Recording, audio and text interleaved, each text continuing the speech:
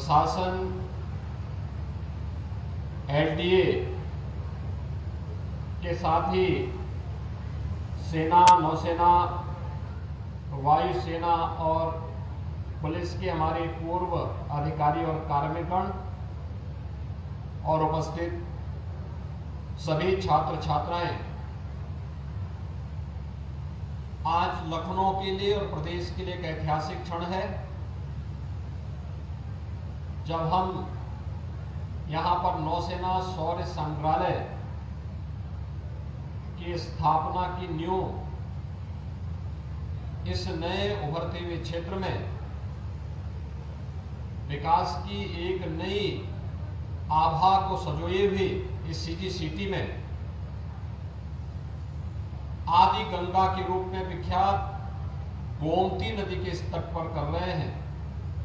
मैं इसके लिए वाइस एडमिरल श्री दिनेश त्रिपाठी जी को और उनकी पूरी टीम को इस पूरे सहयोग के लिए धन्यवाद देता हूं। आदरणीय प्रधानमंत्री जी के प्रति और आदरणीय रक्षा मंत्री जी के प्रति आभार व्यक्त करता हूं।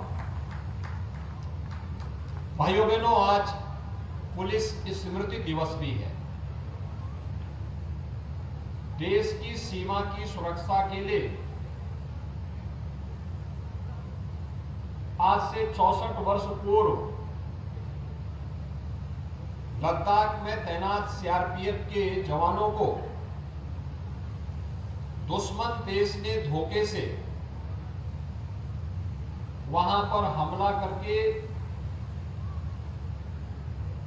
उन्हें देश के लिए बलिदान होने का एक अवसर मिला था।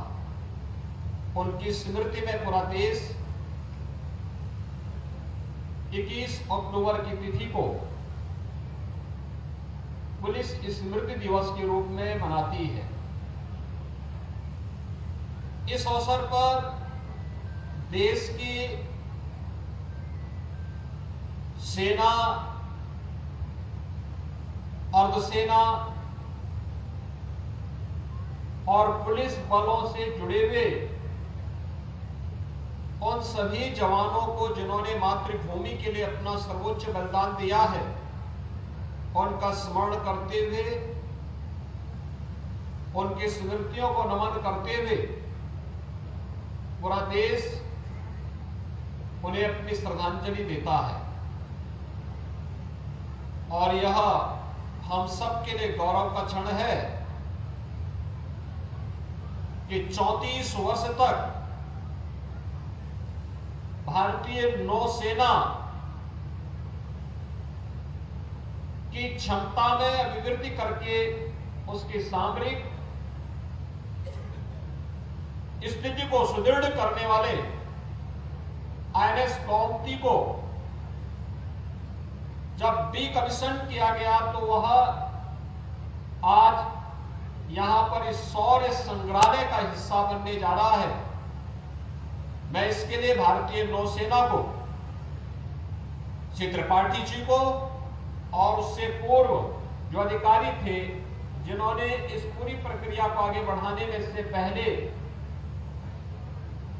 यह हम सबको इस बारे में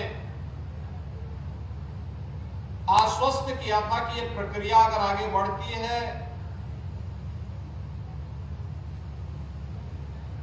वाइस एडमिरल श्री अजेंद्र बहादुर सिंह जी और उनकी पूरी टीम को हृदय से मैं धन्यवाद देता हूं कि उन्होंने इसके लिए उत्तर प्रदेश की राजधानी लखनऊ को चुना है।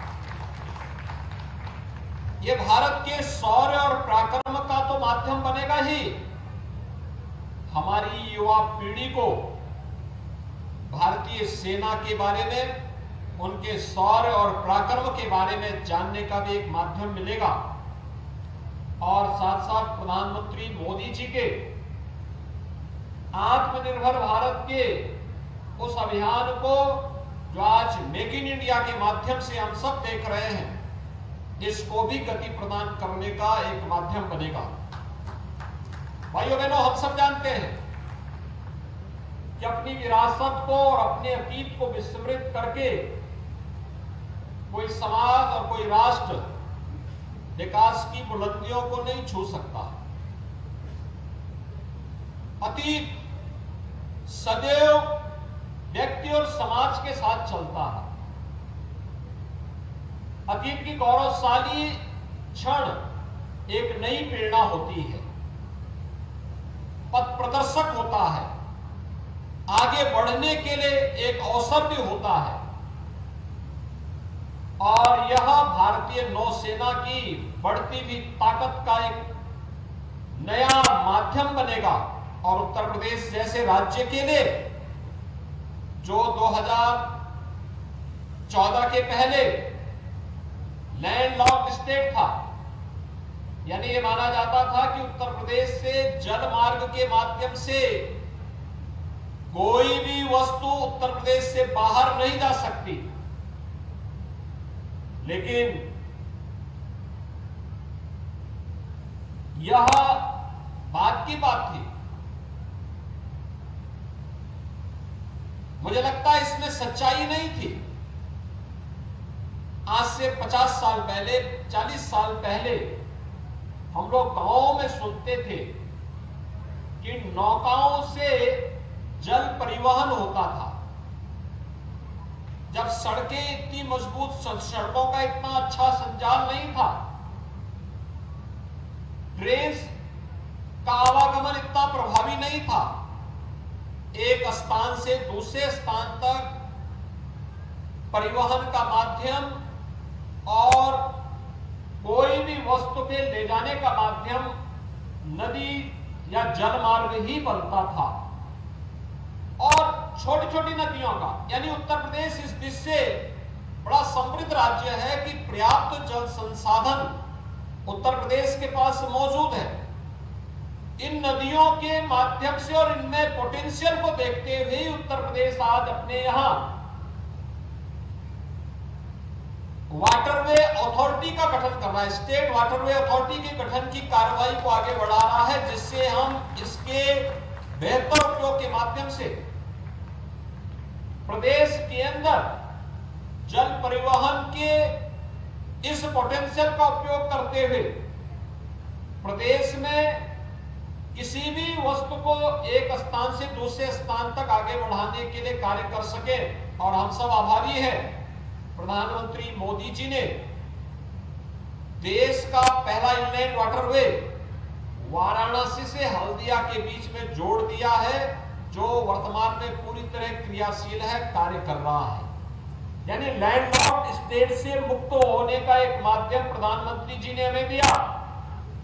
अब स्टेट का वाटरवे अथॉरिटी इस दिशा में कार्य करके भारत सरकार की अथॉरिटी के साथ कार्य करते हुए इस कार्यक्रम को आगे बढ़ाने में अपना योगदान देगा, तो हम उत्तर प्रदेश के इस पोटेंशियल को भी आगे बढ़ाने में हमें मदद मिलेगी। दूसरा, इस संबंध में उत्तर प्रदेश से जुड़ी हुई एक महत्वपूर्ण गाथा आती है। साउथ कोरिया आज अपनी टेक्नोलॉजी के लिए जाना जाता है। साउथ कोरिया में वहां का जो राजवंश है, उनका यह मानना है कि उनकी दादी मां अयोध्या की राजकुमारी थी और उन्होंने उनकी स्मृति में अयोध्या में एक स्मारक बनाने के लिए हम लोगों से अनुरोध किया था, तो हम लोगों ने उनको लैंड उपलब्ध कराई। उनका वहां पर स्मारक भी बन चुका है, जिनको अयोध्या में राजकुमारी रत्ना के रूप में जाना जाता था। और वहां पर क्वीन हो के रूप में साउथ कोरिया में उनको स्मरण किया जाता है। आज भी उनके प्रति बड़ी श्रद्धा का भाव है। कहते हैं आज से 2000 वर्ष पहले राजकुमारी रत्ना अयोध्या से जल मार्ग के माध्यम से ही साउथ कोरिया पहुंची थी। आप अनुमान करिए 2000 वर्ष पहले भी उत्तर प्रदेश का संबंध जल मार्ग से था।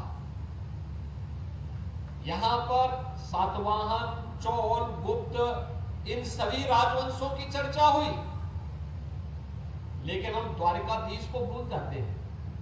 भगवान श्री कृष्ण का की जो द्वारिका थी वो समुद्र के अंदर ही थी और उनके पास अपना सबसे बड़ा